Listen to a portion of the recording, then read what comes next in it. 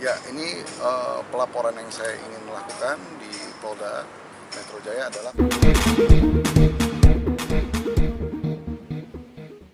pelaporan perihal fitnah 4 tahun rumah sakit jiwa. Nah, jadi ini saya laporkan terlebih lagi karena memang itu berbentuk fitnah, gitu ya. Saya tidak pernah dilapor selama 4 tahun atau sekian tahun tuh nggak pernah gitu, dilapor, dirawat di rumah sakit jiwa tuh nggak pernah. Gitu. Jadi ini yang harus saya lapor supaya terang benderang gitu. Jadi supaya masyarakat juga tahu kalau memfitnah orang secara sembarangan itu ada konsekuensinya. Gitu, seperti itu. Dan itu yang saya mau laporkan seperti itu, Mas. Mungkin ada keterkaitan dengan kasus sebelumnya yang sampai saat ini mungkin ada beberapa yang belum selesai, belum ketuk palu. Yang belum ketuk palu itu yang perceraian ya, sidang perceraian. Dalam hal ini sebetulnya saya ingin meluruskan aja gitu bahwa apa yang dikatakan oleh pihak dari kubunya Karen itu kan dijelaskan sangat jelas di salah satu media ya, saya nggak bisa sebut medianya, tapi dikatakan bahwa mereka sudah memberi dalil atau laporan kepada pengadilan bahwa saya dirawat di rumah sakit jiwa selama 4 tahun, ya kan? Nah itu merupakan fitnah dan mereka nggak pernah nunjukin bukti apapun gitu, di pembuktian juga nggak ada itu. Gitu. Nah jadi saya dengan tegas saya juga mengatakan bahwa saya akan menindaki hal ini. Gitu. Nah dan timingnya itu saya cari itu sekarang karena kemarin itu saya betul-betul disibukkan oleh beberapa bukti-bukti yang harus saya kumpulkan satu persatu untuk di persidangan tersebut dan bukti saya akhirnya sampai 300 tuh, pas 300 bukti saya. Bukti mereka hanya ada 6 gitu.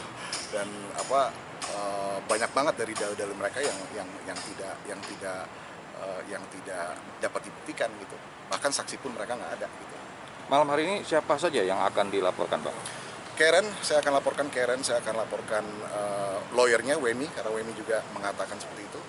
Dan ada juga Tia Martini Nafi ya. Itu Tia tuh pembantu rumah tangga. Terus ada juga 2 orang lainnya lah nanti, tapi saya nggak tahu deh kalau itu masih tentatif ya, saya harus lihat dulu dari mereka apakah bisa nggak masuk laporan, tapi untuk 3 itu tuh pasti bisa masuk gitu. Laporan karena sangat clear ya, saya harus tanya dulu sama pihak untuk 2 orang ini yang lainnya itu apakah bisa apa tidak gitu untuk dilanjutkan gitu, seperti itu. Artinya malam ini Abang juga membawa bukti-bukti? Bukti ini saya bawa, semua saya bawa gitu. Bukti berbentuk video, bukti-bukti pendukung dari saya itu semua saya bawa. Artinya bantahan dari pihak rumah sakit, keterangan dari rumah sakit juga apa? Iya, of course saya bawa semua itu, Pak. Semua saya bawa dan bentuknya seperti apa saya nggak bisa kata. Tapi kalau apa yang dia ngomong di media kan jelas, itu bisa dilihat di mana-mana gitu. Bahwa mereka ngomong saya 4 tahun dirawat di rumah sakit jiwa gitu. Nah itu kan nggak benar. Jadi untuk itu saya harus memberi tindakan hukum terhadap itu gitu. Kalau nggak saya juga bisa fitnah orang sembarangan aja kan gitu. Dan dalam hal ini juga ini seperti tadi saya utarakan tadi bahwa hal ini tidak bisa didiamkan gitu. Karena bagi saya kebenaran itu pasti akan kalah sama kejahatan yang terorganisir. Ya, fitnah itu kan satu kejahatan yang terorganisir secara sistematis diulang-ulang. Nah, jadi cara saya untuk menyerang balik kejahatan terorganisir ini adalah dengan kebenaran yang terorganisir. Nah, kebenaran terorganisir adalah memiliki bukti yang valid, tidak asal-asalan memberi bukti. Kalau nggak nanti keluar SP3 gitu. Jadi kalau dikatakan seperti kasus pengeroyokan dan penodongan yang kemarin contohnya, ketika SP3 itu keluar mereka bilang, oh karena mereka nggak punya bukti, itu salah. Karena bukti saya yang kuat untuk menunjukkan bahwa yang Karen lakukan adalah laporan palsu. Saya punya bukti video rekaman yang saya berikan ke Polres Jakarta Selatan yang menunjukkan sebaliknya. Gitu. Jadi seperti saya utarakan terakhir kali di kantor lawyer bahwa hal ini harus dibongkar satu persatu. Gitu. Nah, dan ini semua dilakukan, ya, hanya upaya Karen untuk menutup aib dia demi pencitraan bahwa sebetulnya yang terjadi adalah perzinahan. Gitu. Dalam pernikahan saya dengan Karen itu perzinahan yang dilakukan oleh Karen. Gitu. Dan akhirnya digunakan segala macam cara, termasuk fitnah ini. Dan menurut saya fitnah itu membunuh saya hidup-hidup. Gitu. Saya pergi ke warung, saya pergi kemana, orang lihat saya udah, ini orang gila. Gitu. Nah ini yang saya nggak bisa terima. Gitu. Jadi saya mau melapor itu untuk memperoleh keadilan, Pak. Itu aja. Artinya kalau dibilang tadi apa yang disampaikan Karen ke media itu adalah bagian dari fitnah. Kerugian yang abang terima semenjak itu terjadi apa saja, Bang? Sekarang kalau Bapak difitnah atas Bapak masuk di rumah sakit 4 tahun rumah sakit jiwa, kira-kira kerugiannya apa yang Bapak peroleh? Bapak dapat kerugian banyak banget, ya kan? Termasuk kasus yang ada di Polrestabes Bandung, ya kan? Yang sudah menetapkan saya sebagai tersangka, ya, sebagai tersangka, gitu. Dan karena saya sudah ditetapkan sebagai tersangka itu bukan artinya vonis kita salah, enggak. Rupanya saya kan bebas sekarang. Itu bukan vonis bahwa saya itu salah, dan saya hadir ke Polrestabes Bandung waktu di saat lagi ada COVID, saya hadir ke Bandung. Nah, kalau misalnya saya diamkan kasus 4 tahun ini, ya kan, saya diamkan, orang akan berpikir kenapa lu nggak lapor-lapor soal kasus lu difitnah 4 tahun. Kalau memang lu nggak salah, kan gitu. Makanya saya lapor ini. Gitu. Nah, karena saya dengar bahwa katanya kasus yang ada di Bandung itu katanya lagi progressing gitu. Nah, jadi saya punya hal yang secara legit, secara hukum itu menyatakan bahwa yang dilakukan ini adalah perilaku kejahatan, gitu. Kejahatan dan hukumannya itu di atas 5 tahun. Nah, hukuman yang di atas 5 tahun itu umumnya kalau kita lihat secara general, apalagi ini sudah berulang-ulang kan, alasan di polisi itu kan hanya ada 3 untuk melakukan penahanan. Dia ingin kabur, atau dia menghilangkan barang bukti, atau itu sudah diulang berkali-kali. Nah, ini kan udah diulang berkali-kali. SP3 udah keluar jelas. Bayangin Pak, orang berani menyatakan laporan yang tidak benar, itu kan nggak benar, dapat SP3. Nggak banyak orang dapat SP3 di Republik ini. Karen adalah salah satunya yang dapat SP3 itu. Nggak layak untuk diteruskan itu, dihentikan itu. Mengatakan bahwa ayah saya nodong dia, kita melakukan pengeroyokan, mana? Makanya saya berani gitu untuk mengajukan ini, dan saya rasa ini saat yang tepat. Gitu. Karena kalau ini dibiarin terus, ya itu akan terus. Saya nggak bisa datang ke 10 juta orang atau 20 juta orang untuk mengatakan, saya difitnah loh 4 tahun rumah sakit jiwa, saya difitnah loh 4 tahun masuk rumah sakit jiwa. Nggak bisa kan, udah dirusak, jadi kerusakannya itu. Kita dianggap nggak ini sama orang kan, dianggap orang gila, gimana gitu. Bang, tadi barusan abang bilang bahwa abang malam ini melaporkan itu merupakan momen yang tepat. Apa yang menjadi momen tepatnya itu seperti apa, Bang? Momen yang tepat itu adalah, kemarin itu kan saya mengurus sampai 300 bukti, Pak. Nah, 300 bukti itu kan tidak mudah, mengumpulkan 300 bukti.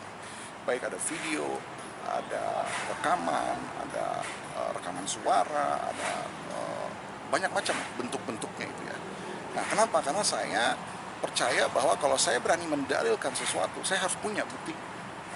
Saya nggak mau cuma mendalilkan sesuatu tanpa memiliki bukti. Harus ada bukti. Dan ketika mereka menjawab gugatan saya, itu ada beberapa hal yang mengatakan tentang hal-hal yang menurut saya itu banyak nggak benar gitu, ya. Dan saya harus buktikan sebalik ini nggak benar.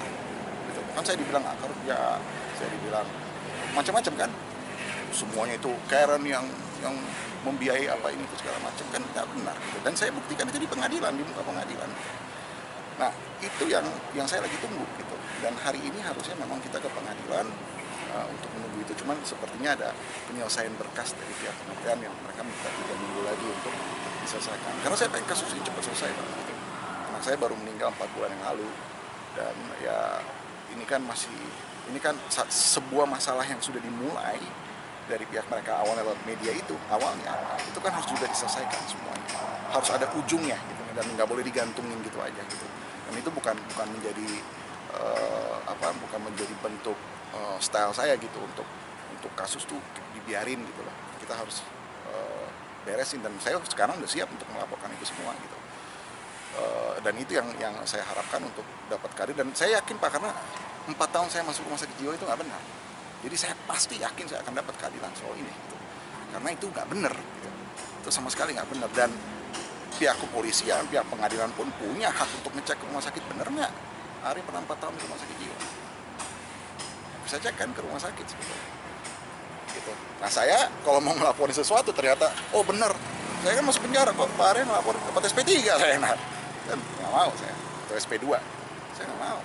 Saya mau kasih tahu bahwa kita melaporkan sesuatu itu harus bertanggung jawab, harus punya bukti, dan harus berdasarkan kebenaran. Itu kan kemarin kalau nggak salah WMI Manupunya sebagai lawyer kan ngomong, kalau Anda mengatakan bahwa membuat satu, kurang lebihnya dia ngomong gini, membuat satu laporan itu harus benar, ya, berarti harus masih kurang belajar hukum. Berarti kita harus diajarin untuk melakukan laporan yang nggak benar gitu. Kita kalau bikin laporan tuh harus benar. Ke penguasa, ke pengadilan, kan dia bilang ketika Anda mengatakan bahwa ketika membuat satu laporan itu harus benar, berarti masih kurang belajar hukum. Berarti mau ngajarin masyarakat kita untuk bikin laporan yang nggak benar. Bikin laporan itu harus benar dan bertanggung jawab. Dan saya akan contohkan itu. Gitu. Malam ini tanpa didampingi pengacara, kenapa Pak? Pengacara saya tadi juga kemarin ini lagi agak cukup sibuk. Dan saya juga udah kasih tahu bahwa saya akan melakukan hal ini. Dan menurut saya ini juga sebetulnya buktinya itu sangat jelas banget gitu ya, jadi kayaknya nggak perlu didampingi gitu ya, karena buktinya tuh sangat kuat banget gitu, dan sangat jelas gitu bahwa ini tuh fitnah. Saya udah bilang berkali-kali, mereka tidak akan pernah bisa menemukan bukti saya masuk rumah sakit jiwa selama 4 tahun, 3 tahun, 2 tahun, setahun tuh nggak akan pernah nemu dan nggak akan bisa nemu. Nah kalau pihak rumah sakitnya mau palsuin, lebih parah lagi pihak rumah sakitnya akan kena masalah. Ayo aja. Mereka mau sebut 4 tahun tuh dari tahun berapa sampai tahun berapa? Coba sebutin. Saya dari tahun sekian sampai tahun sekian, saya lagi di Amerika. Sebutin 4 tahun itu di mana? Tapi sekarang nggak ada. Jelas kok, dia ngomong 4 tahun masuk rumah sakit jiwa. Nah kenapa ya? Kenapa angka itu keluar? Dan katanya dia udah mengatasnamakan rumah sakit bahwa dia punya buktinya, katanya diiyakan, rumah sakitnya mengkonfirmasi benar, berarti kan dia mengatasnamakan rumah sakit kan pernyataan itu. Gitu. Tapi yang jelas data yang dibuat oleh Karen itu betul-betul nyata. Itu Karen yang buat pada tanggal 21 Oktober 2019 itu Karen yang buat. Dia datang ke situ pakai nama saya. Itu betul terjadi. Orang nomor handphone nomor Karen kok. Tanggal kunjungan pertama 21 Oktober 2019. Jelas. Dia yang masuk. Kenapa harus pakai nama saya? Pemalsuan ini, pemalsuan dokumen kan itu nggak boleh itu. Jadi kalau ditanya kerugiannya apa, ya pasti banyak Pak kerugiannya kan. Nah, kita harus perbaiki itu gitu loh, dan ini dilakukan khusus sama pihak Karen itu demi kepentingan